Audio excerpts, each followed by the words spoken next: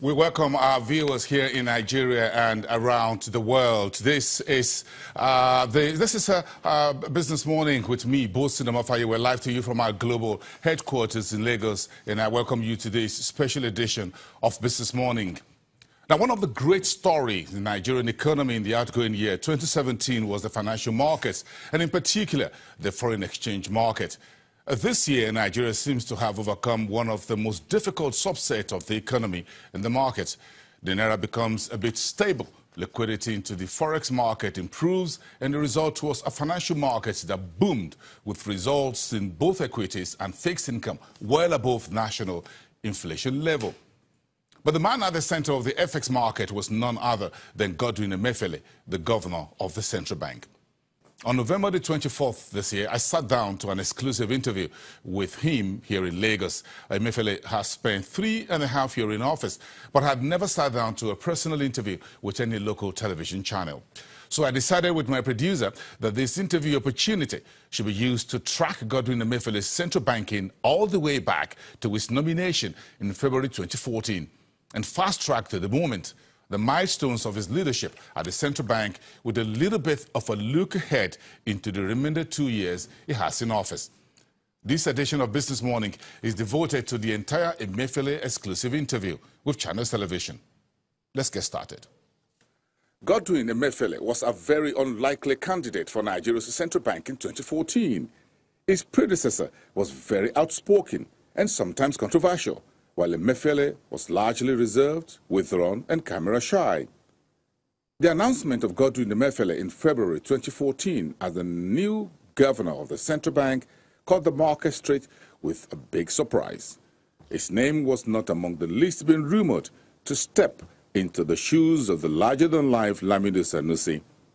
But from his Senate screening to the assumption of office in June 2014, the new central bank chief hits the ground running. This is Emefiele's journey into central banking. Mr. Governor, thank you very much for giving us time to speak with you on Channels Television. You hardly give personal interviews, so this one, we appreciate that. It's taken almost 3.5 years in coming.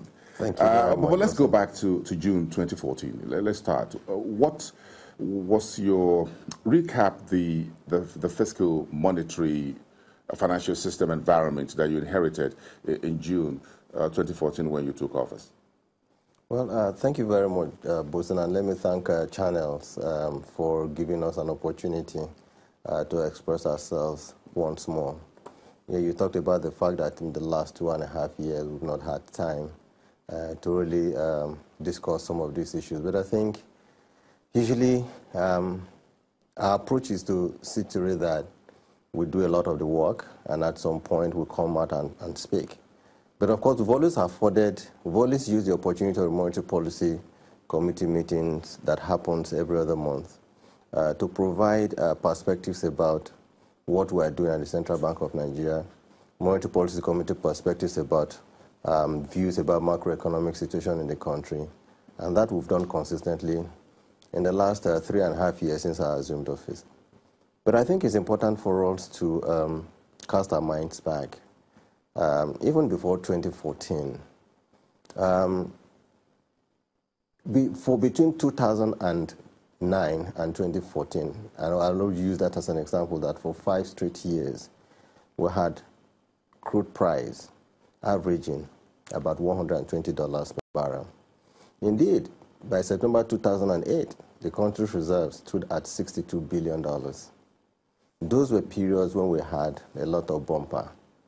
Inflation was low. At that point, it was possible for central bank to fix an inflation targeting policy, say between 6 and 9%. To the point that by April 2014, shortly before we assumed office, inflation was 7.9%, which was at about a 6-year low.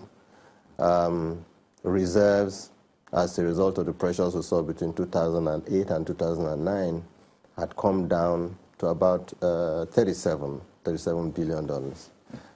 Interest rates, even at that time, one would say was also relatively stable because inflation rate was also good. But indeed, during that time as well, the monetary policy environment was tight. because CRR was about 15%, right? NPR was indeed almost about 12%, if I can recall it very correctly.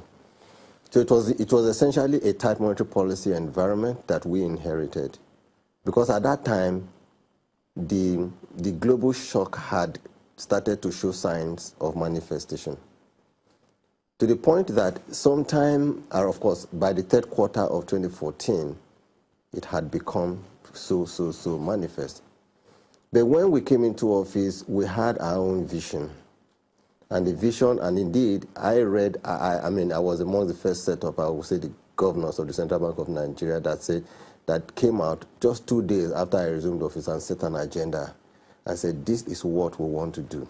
Mr. Governor, we'll come to your vision in just a moment. But just a few months, as you're just settling into office, there was a change in political administration, so there was a change of leadership in the country. What were the key issues for you then, looking at the political landscape, the change of governance, the change of a new president, a new cabinet, a new entirely political party in the country? How did you feel by the time? What were the key issues that you took on board with the rest of your team at the Central Bank?